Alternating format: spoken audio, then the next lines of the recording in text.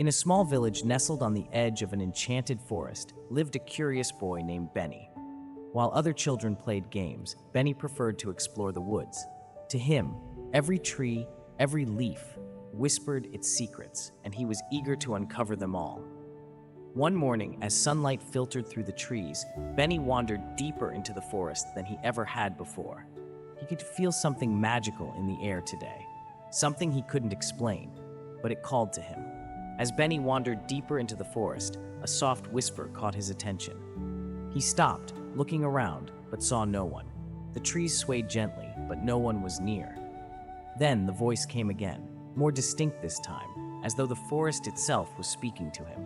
"Child of the forest, you have come at last." Benny spun around, trying to find the source of the voice.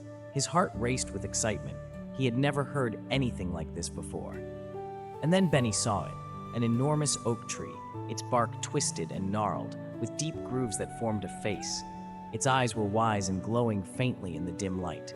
"I am Old Root, guardian of this forest," the tree spoke, its voice deep and echoing through the woods. "You, young one, are the one I have been waiting for." Benny gasped. A talking tree? Was this really happening? Benny stood frozen in awe. He had never met anyone like this before. You're really a talking tree?" he asked, his voice filled with wonder. "Yes, young one," Old Root replied, his voice tinged with sadness. "I have watched over these woods for centuries, but the forest is in danger. People are coming to cut us down. The balance is fading." Benny's heart sank. The trees were in danger. He couldn't let that happen. Benny clenched his fists, determination flooding through him. "I won't let them harm you, Old Root. I'll stop them." Old Root's voice softened. "You are brave, young Benny, but it will not be easy. The forest needs someone who believes in it, someone who can protect it with love." Benny nodded firmly. He didn't fully understand, but he knew he had to try.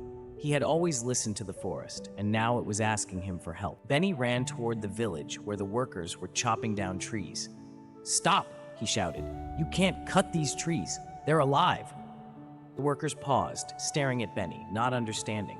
Just as they were about to speak, a gust of wind swept through the forest, and the trees themselves seemed to whisper, their leaves rustling in unison. "We must protect the forest," Benny said, his voice trembling but strong. "These trees give us everything: air, shelter, life." The workers, moved by Benny's words and the strange happenings around them, decided to stop cutting the trees. Instead, they promised to protect the forest and plant new trees in its place. Old Root's voice rang out through the forest, filled with gratitude. "You have saved not only me, Benny, but the heart of this land." Benny smiled, knowing he had done the right thing.